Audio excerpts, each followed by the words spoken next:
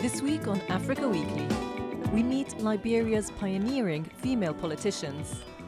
We take you to Algeria, where cultural and religious taboos are deterring organ donors. And we go to Israel, where tens of thousands of African refugees are living in limbo. But first, a summary of the stories that made the headlines this week. Supporters and opponents of President Uhuru Kenyatta took to the streets on Wednesday following the Supreme Court ruling that the Election Commission was responsible for the annulment of last month's presidential election results. The full ruling detailed the judge's decision that the Electoral Commission had bungled the transmission of results and based the outcome on dubious documents. It was inter alia neither transparent nor verifiable. According to the Kenyan constitution, a new election must be held within 60 days of the court's annulment. The Election Commission has slightly delayed the date for the forthcoming poll to October 26th because it says it needs more time to meet the standards set out by the Supreme Court. But the ruling has cast doubts on the Commission's ability to organise a new poll so soon. Rival demonstrations of government supporters and opponents have been taking place in the capital of Togo this week, following a boycott by the opposition of a vote on constitutional reform, which will now be subject to a referendum. The opposition wants the presidential term limit, included in the proposed government bill, to apply retroactively, so that President Faure Gnassingbé, who has been in power since 2005, could not run again in 2020. Heavy rains have left at least 12 people dead and more than 90 missing, following flooding in 2 villages in Eastern Democratic Republic of Congo. Most of the victims were farmers whose fields bordered the Bihambwe River, which passes the 2 villages that lie about 50 kilometers northwest of Goma, the regional capital. At least 15 people were killed on Monday when suicide bombers attacked an aid distribution point in northeast Nigeria. The blasts occurred in the Konduga area, about 40 kilometers from Maiduguri, the capital of the restive Borno state, both of which have been repeatedly targeted by the Boko Haram jihadist group. And in the Nigerian capital, the Lagos Comic Con, the annual comic book convention, opened on Sunday. 6,000 people attended the event, which brings together creative industry professionals working in comics, animation, gaming, films and VR. In Madagascar this week, 5-month-old conjoined Siamese twins were separated in a medical first for the country. The surgery involved separating their liver, ribs and diaphragm. Madagascar is one of the world's poorest nations, with nearly half of under 5s suffering development issues.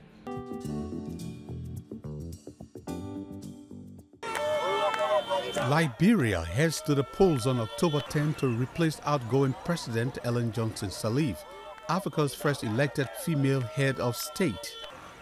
With only one woman out of 20 candidates running for the top job, her successor will likely be a man, as were most lawmakers, with women making up only 16% of approved candidates for parliamentary seats. Irrespective of how many women win or lose, women have got to stay in the race, and women have got to stay on the political landscape.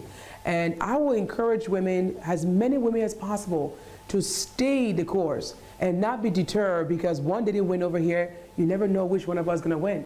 The stereotype that a woman's place is in the home still permeates Liberian society and limits women's involvement in public life. Another stereotype is, what more do the women want? There's a perception that because we've had a female president in Liberia, that everything has been handled. Sirleaf has said she owes her victories in 2005 and 2011 to women coming out in force to vote for her. But some see troubling signs that it is getting tougher for women to replicate her success. We are at the crossroads where there is potential backlash in terms of women getting into formal politics in the country, women being elected in the country. It is cause to worry. While Sirleaf's male Vice President Joseph Boakai is looking to replace her, the outgoing president says she will actively campaign for the handful of female candidates contesting the elections.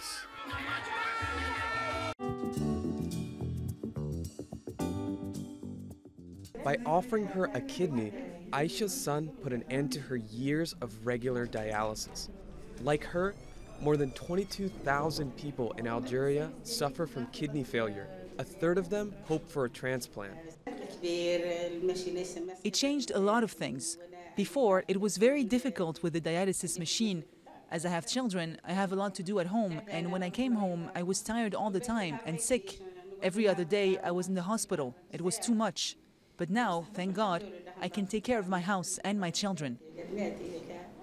But here, as well as in Morocco and Tunisia, many other patients suffer or die for lack of donors. Further complicating the issue are laws restricting organ removal from the deceased without family consent.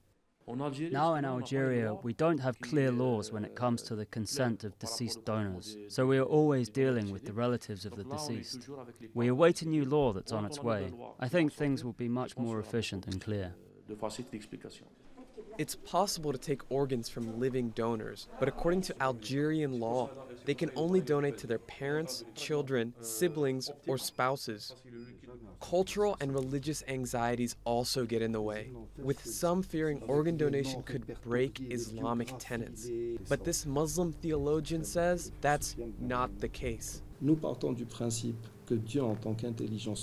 assume that God, as the supreme intellect and supreme ruler, will be able to restore these bodies, put everything in its proper place.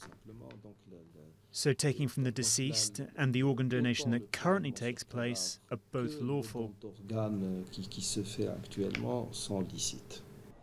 Algerian lawmakers are looking into reforming current restrictions. The idea is to allow potential donors to put their wishes into writing before it's too late, avoiding the issue of family permission altogether.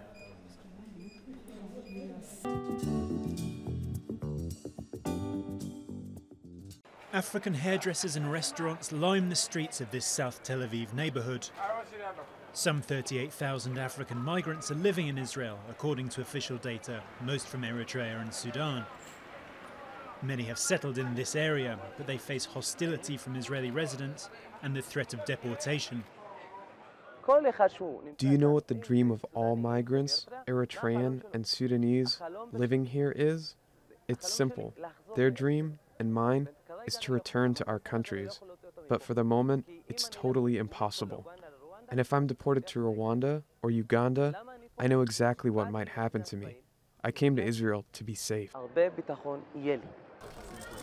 Israeli Premier Benjamin Netanyahu visited the neighborhood in August, saying he wanted to return it to Israelis. He was responding to the complaints of some residents who resent the presence of the migrants living there. Shefi Paz heads a group lobbying for harsher measures against the newcomers. They brought here a third world culture, lots of misogyny, lots of chauvinism, lots of homophobia, and a lot of disrespect. Disrespect towards the authorities, the law, and the Israeli residents. Some aid groups say the migrants meet the UN definition of refugees, but are trapped by contradictory rules. Their visas don't give them the right to work, but to renew them they must show pay slips to prove employment. Israel has granted refugee status to only a handful so far. Migrants intercepted along the border between Israel and Egypt are held at this centre in the Negev desert.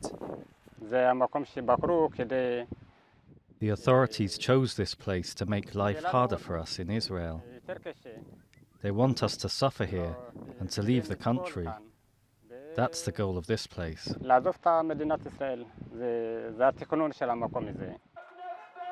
In August, Israel's Supreme Court ruled that the migrants can be held for no more than 60 days, sparking demonstrations in South Tel Aviv and recriminations from the political right. But Prime Minister Netanyahu has already said he will find a way around the decision.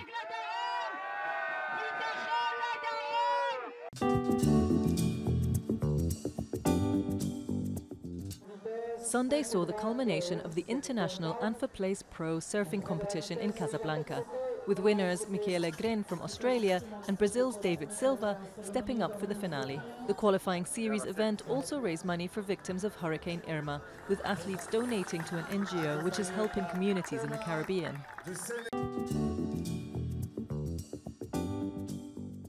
Next week we take a look at Angola's first new president in 38 years, João Lourenço, and the challenges he faces as he takes power. That's all from us at Africa Weekly. Until next week.